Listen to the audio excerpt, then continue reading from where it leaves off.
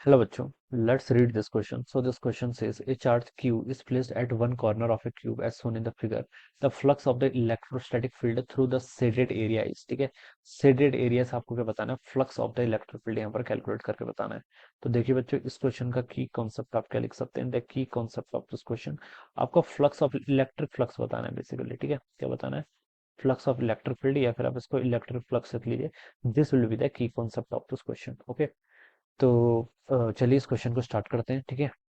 तो देखिए बच्चों, ऐसी सिचुएशन आपकी, ये आपके एक्सिस है, ठीक है। This is our X axis, this is our Y axis, ठीक है। This is our Z axis, ठीक है। ये आपके तीन एक्सिस है, ठीक है। अब बच्चों देखिए, आपने क्या कर दिया, इसमें क्यूब ड्रॉ करना है, ठीक है। एक आपका एक क्यूब इस तरीके से है, this is our cube, alright. ये आपने यहाँ पर क्या रखा है, क्यूब है, ऑलराइट। ये इस तरीके से आपका यहाँ पर एक क्यूब है, ठीक है।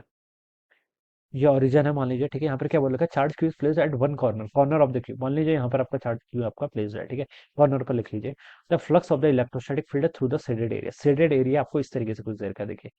इसको चलिए मैं नाम दे देता हूँ, ठीक है। नाम दे दूंगा तो थोड़ा इजी हो जाएगा समझना। ये ए है, ठीक है। ये बी है, this one is C, this one is D. ये आपका ई है, ये आपका एफ है, ठीक है। ये आपका जी है, और ये आपका क्या एच है, ठीक है।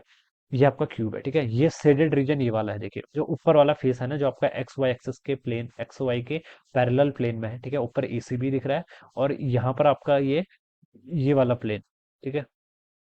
इसको मैंने ऐसे रिप्रेजेंट कर दिया, दिस प्लेन, ऑलराइट। ये आपका क्या है, सीबीएफ। सीबीएफ यानी कि किस प्लेन में लाई कर रहा है, एक्सजेड प्लेन के पैरेलल वाला, ठीक है। यहाँ पर से जो आपका टोटल फ्लक्स निकलेगा, आपको वो कैलकुलेट करके बताना है। तो बच्चों देखिए, ये क्वेश्चन आपका दो तरीके से होगा, मतलब इसमें आपको दो अलग अलग सेपरेट रिजल्ट यूज करने पड़ेंगे। पहला सेपरेट रिजल्ट देखिए है, अगर कोई क्यूब है, क्यूब के कॉर्नर पर देखिए आपका कोई चार्ज रखा होता है, तो उस क्यूब से कितना आपका फ्लक्स पास आउट करता है, ठीक है। अगर देखिए चार्ज आपका क्यूब के अनसाइड होता, कहीं पर भी होता, बट इनसाइड होता, ठीक है, भले ही यहाँ पर भी होता, तो मैं बता सकता था कि नेट जो क्यूब है उससे आपका flux Q by epsilon naught के इक्वल होगा from the Gauss law, you know that, ठीक है। जितना चार्ज एनक्लोज कर रखा है, अगर टोटल चार्ज आपका कंप्लीटली क्यूब के अंदर आ गया, तो टोटल फ्लक्स आपका क्यू बाय एप्सिलॉन नॉट के इक्वल हो जाएगा, ठीक है। अगर चार्ज देखिए बच्चों, मैंने क्या रख लिया, किसी एक कॉर्नर पर रख लेता हूँ, ठीक है। कॉर्नर पर रख लिया, ठीक है। अगर देखिए मान लीजिए मैंने किसी फेस पर रख लिया, ठीक है। एक फेस पर रख लिया, ठीक है। फेस पर रखेंगे तो देखिए उसका आधा पोर्शन तो अंदर होगा और आधा बाहर होगा। तो अंदर इनक्लोज कितना किया है उस क्लोज सरफेस ने, आधा, यानी कि क्यू बाई टू। तो फ्लक्स कितना आएगा, क्यू बाई टू एप्सिलॉन। और अगर हम किसी कॉर्नर पर रखते हैं, तो कॉर्नर पर देखिए कितना पार्ट उसका अंदर इनसाइड आता है, आपका क्यू बाई एट के इक्वल आएगा। वन बाई एट के इक्वल आपका, मतलब ये मैथमेटिक्स की थोड़ी सी प्रॉब्लम है, ठीक है, आपको समझना पड़ेगा, ठीक है। जैसे देखिए, अगर मैं कोई क्यूब के कॉर्नर पर रखता हूँ, ठीक है, तो इस क्यूब ने इसका सिर्फ वन बाई एट पोर्सन ही क्या किया हुआ है, एनक्लोज किया हुआ है। इसको ऐसे समझा जा सकता है, देखिए अगर मैं इसको कंप्लीट, देखिए अगर आपको किसी से फ्लक्स निकालना है, तो आप पहले उस चार्ज को कंप्लीटली एनक्लोज कर लीजिए। तो मुझे कंप्लीटली एनक्लोज करने के लिए एक क्यूब यहाँ पर ऐसे लगाना पड़ेगा, ठीक है। ठीक है, एक एक पीछे से ऐसे लगाना पड़ेगा इसके, एक यहाँ पर से लगाना पड़ेगा, ठीक है। तो चार क्यूब तो ऊपर आ गए, ठीक है। तो यानी कि इस टोटल का चार्ज जो आपका क्यू था, उसका क्यू बाई टू पोर्सन तो ऊपर वाले चार क्यूबों ने कंप्लीट कर दिया। इसको सेंटर पर लाना पड़ेगा, बेसिकली सेंटर पर लाने के लिए देखिए मैं क्या क्या करना पड़ेगा। अब सेम तरीके से चार मुझे नीचे भी लगाने पड़ेंगे, एक दो तीन चार करके, ठीक है। तो टोटल आठ क्यूब अगर मैं कंप्लीट कर दूं, तब भी आपका टोटली एनक्लोज्ड होगा ये वाला चार्ज, ठीक है। तो अगर मैं देखिए आठ से जो टोटल कंट्रीब्यूशन आ रहा है आठ क्यूबों से, वो कितना आएगा फिर, क्यू बाई एप्सिलॉन नॉट के इक्वल। लेकिन मेरे पास आठ की जगह सिर्फ एक क्यूब है, तो कंट्रीब्यूशन कितना हो जाएगा, Q by eight epsilon naught के इक्वल हो जाएगा, ठीक है। तो वही कहना चाह रहा हूं मैं कि अगर कोई चार्ज पार्टिकल आपके कॉर्नर पर रखा हुआ होता है, ठीक है, तो उसके कारण जो कंट्रीब्यूशन आएगा सिंगल क्यूब से, वो Q by eight epsilon naught के इक्वल आएगा, ठीक है। तो ये बता सकता हूं मैं, इस क्यू चार्ज क्यू का सिर्फ वन बाई एट पोर्सन ही इस क्यूब में लाई करेगा, if the charge is residing on the corner of the cube, ठीक है। तो इसका सिर्फ आपका वन बाई एट पोर्सन यहाँ पर क्या कर रहा है, लाई कर रहा है, ठीक है। तो मैं ये बता सकता हूँ कि ये वाला जो क्यूब है, इस टोटल क्यूब के अंदर, जो क्यूब मैंने यहाँ पर ड्रॉ कर रखा है, ठीक है, जो आपका क्यूब मैंने यहाँ ड्रॉ किया हुआ है, ठीक है, इस क्यूब के अंदर कितना पोर्सन आ रहा है, सिर्फ वन बाई एट पोर्सन आ रहा है। तो इस क्यूब से टोटल जो फ्लक्स आएगा, ठीक है, total flux through out this cube, ठीक है। ये थोड़ा सा आपको इमेजिन करना पड़ेगा, ठीक है। तो मैं क्या लिख सकता हूँ, देखिए, total flux through this cube, ठीक है, total flux through this cube, ठीक है, दिस मतलब ये वाला क्यूब, ठीक है, total flux through this cube, ठीक है, when charge is placed at the corner, when charge is placed at the corner, ठीक है, at the corner, ठीक है, इज कितना हो जाएगा आपका, Q by eight epsilon naught के इक्वल हो जाएगा, ठीक है। तो ये तो इससे टोटल फ्लक्स आएगा। अब क्वेश्चन में देखिए, उसने वर्ड हमसे पूछा क्या है, कि हमें इस सैडेड रीजन से टोटल फ्लक्स बताना है, ठीक है।